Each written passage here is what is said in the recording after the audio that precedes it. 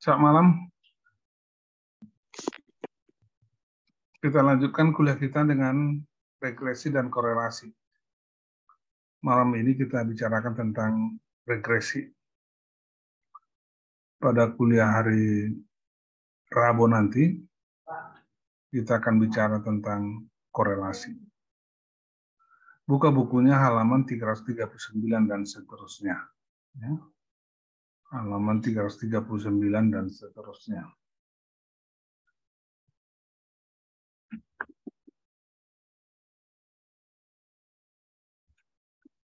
Kita ingin meramalkan nilai-nilai tertentu dari suatu faktor, ya, melalui apa yang disebut dengan persamaan regresi. Misalnya coba perhatikan pada tabel 11.1 halaman 341. 341 tabel 11.1. Ada 12 mahasiswa diuji nilai inteligensianya dan nilai kimianya.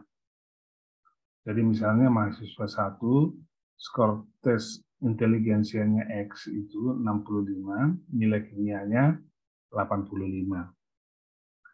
Jadi ada 12 mahasiswa yang diuji nilai inteligensianya dan nilai kimianya.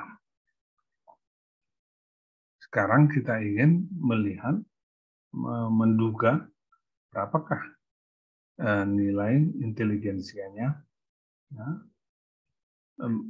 berapakah nilai stok kimianya kalau nilai inteligensianya tertentu. Sebaran daripada skor tes inteligensia dan nilai kimia dicoba dihubungkan satu dengan yang lain, seperti pada gambar 11.1. Gambar 11.1. Jadi pada skor inteligensia 50, maka nilai kimianya 74 dan 76 gitu. Nilai inteligensinya 55, skor kimianya berapa itu? 76, 85, 81, 74. Jadi dicoba diletakkan setiap hubungan antara skor tes inteligensia dengan nilai kimia. Dan kemudian dicoba untuk mencari hubungan yang kita sebut dengan regresi, ya, persamaan regresi dari skor tes inteligensia dan nilai kimia. Kalau di dalam gambar 11.1 itu terlihat itu pada garis lurus, ya, garis lurus itu dengan persamaan Y juga sama dengan A plus BX. Jadi kita ingin menduga berapakah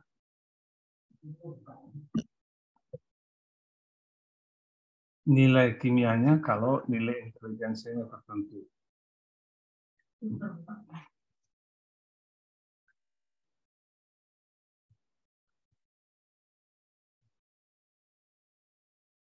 Dan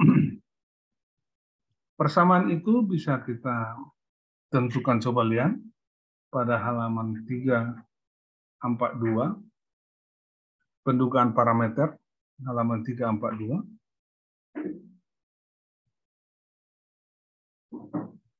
Bila diberikan data contoh XY, XI, YI, di mana I sama dengan 1, 2, dan seterusnya sampai dengan N, maka nilai dugaan kuadrat terkecil bagi parameter dalam garis regresi adalah Y juga sama dengan A plus BX. Nah, nilai B itu dapat dihitung dengan rumus yang ada seperti pada buku itu, pada kotak itu.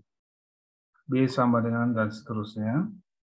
Ya, simbol-simbolnya tentu kita sudah pahami di awal, apa yang simbol sigma dan segala macam, apa bagaimana membacanya. Saya tidak mau mengulang-ulang lagi karena saya asumsikan karena kalian sudah pandai, ya.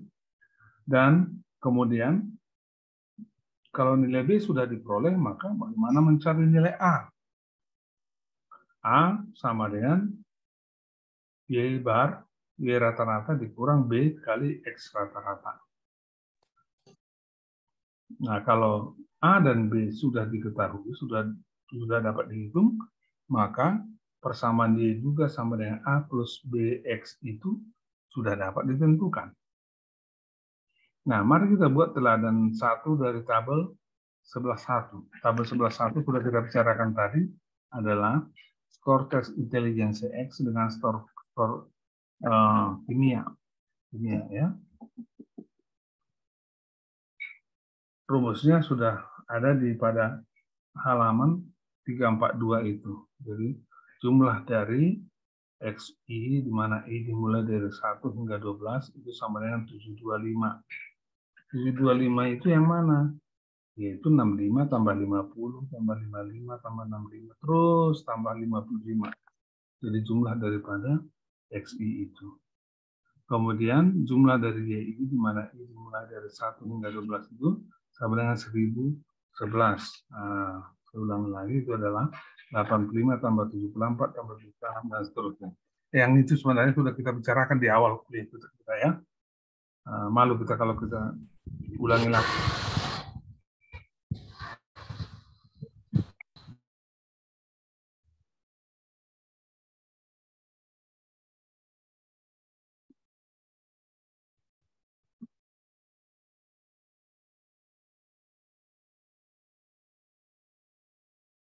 Oke, nah jumlah dari perkalian XI dengan YI di mana I dimulai dari 1 hingga 12 itu sama dengan 61.685 dan jumlah dari pengkodratan setiap nilai XI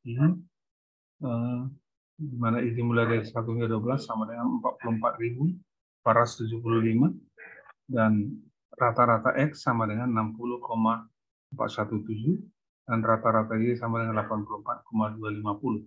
Sehingga dengan menggunakan rumus pada halaman 342 itu diperolehlah B sama dengan, nah, seperti rumus itu, B sama dengan, jadi angka-angka yang dihitung di atas itu digunakan sama dengan B sama dengan 0,897. 0,987.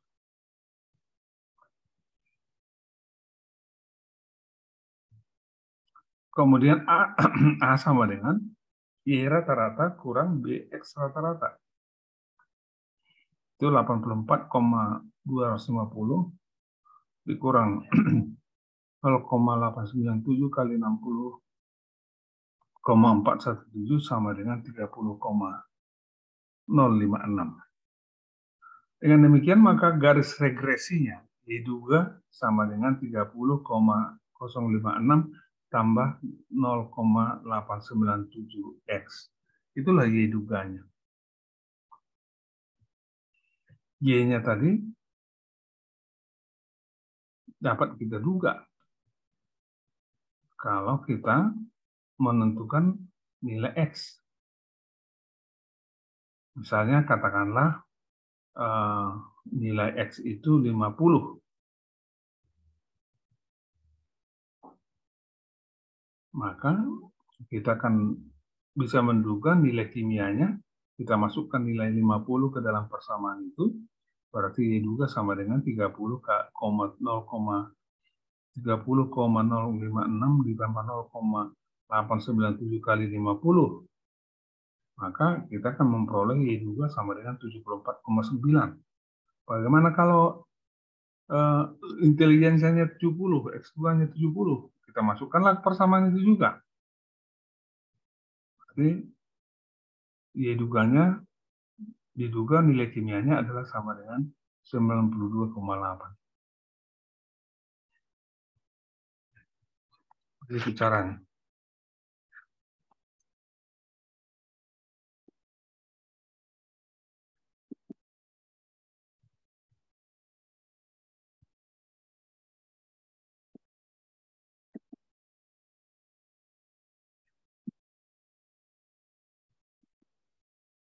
Nah, kita lanjutkan dengan regresi berganda halaman 363.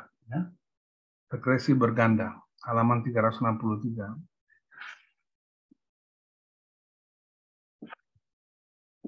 Regresi berganda halaman 363.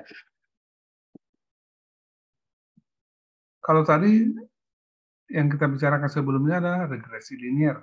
Jadi satu faktor juga dari faktor lain, satu faktor lain. Tadi adalah hubungannya diasumsikan linear. Nah, sekarang berganda. Satu faktor itu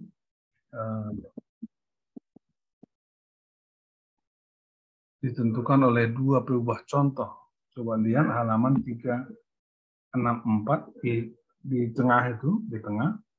Kalau formula umumnya itu di atas Y juga sama dengan B0 tambah B1, X1 rata-rata tambah B2, X2 rata-rata, X2 tambah dan seterusnya BR kali XR.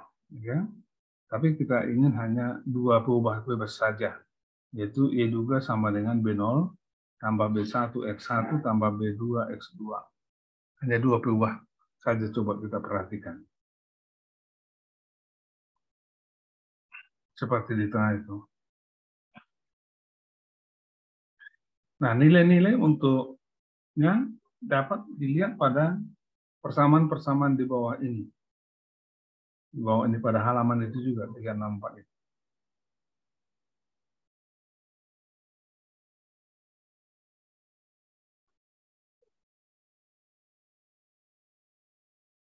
Nah, aku coba lihat operasionalkan pada teladan 11 ya, pada teladan 11. Pada teladan 11. Misalkan pada tabel 11.1 yang kita lihat pada halaman 341 tadi, ditambahkan keterangan untuk setiap mahasiswa berupa frekuensi membolos dari kuliah kimia, datanya dicatat sebagai pada tabel berikut. Siswa 1 peringkat kimianya 85, nilai ujiannya 65, tapi frekuensi membolosnya X2 1. Jadi kita ingin menduga dari nilai kimianya, nilai ujiannya, dengan frekuensi membolosnya, berapakah peringkat kimianya, berapakah nilai kimianya. Nah, jadi dua peubah kita gunakan untuk menentukan peringkat kimianya, Y. Jadi nilai tes inteligensianya XI 1 dan frekuensi membolosnya X2. Apakah dua-duanya ini bisa kita gunakan untuk menentukan peringkat kimianya. Persamaannya seperti yang sudah kita bicarakan sebelumnya. Dan kita memperoleh data-data dengan demikian, seperti pada halaman 364 itu, jadi jumlah X1I, di mana I dimulai 1 hingga 12, sama dengan 725. Dari mana itu 725 saya sudah terangkan tadi. X2I dimulai dari 1 hingga 12 sama dengan 43 dan seterusnya. Nah, jumlah dari X1I kali X2I, mana I dimulai dari 1 hingga 12 sama dengan 2540 dan seterusnya.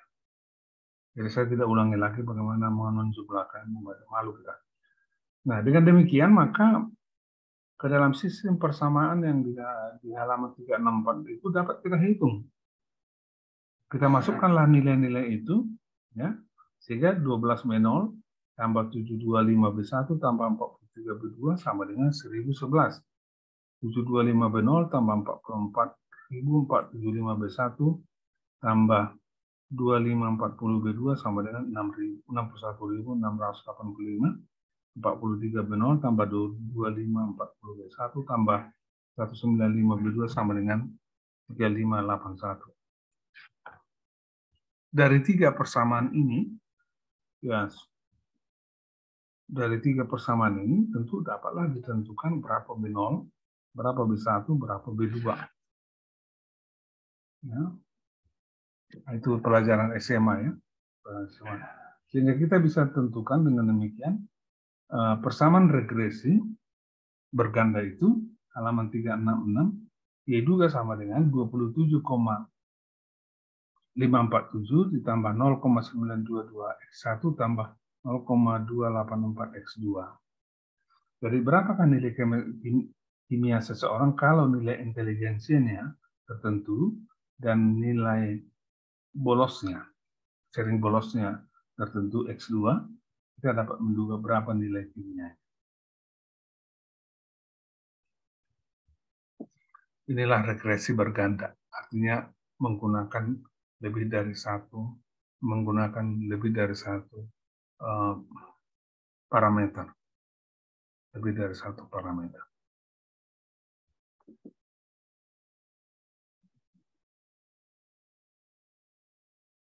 Nah, kuliah hari Rabu yang akan datang kita akan masuk pada korelasi. Hari ini aja kita regresi linear dan regresi berganda saja. Pada kuliah Rabu depan, lusa, kita akan pelajari korelasi.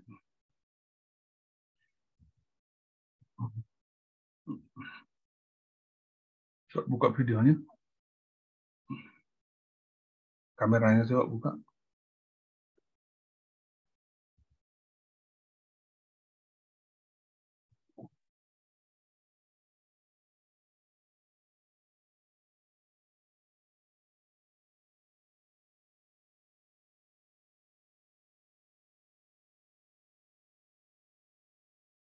Adik-adik sekalian, kalau kalian mau tahu nilai UTS kalian bisa lihat di KTU ya, di KTU.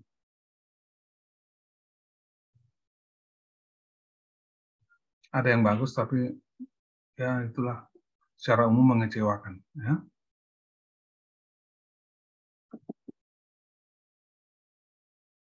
Baik, ada pertanyaan? Kalau tidak ada pertanyaan, saya anggap kalian sudah paham. Dan kita akhiri kuliah kita. Seperti biasa selalu saya tanya apakah ada pertanyaan. Tidak ada, baik. Terima kasih. Selamat malam. Malam, Pak.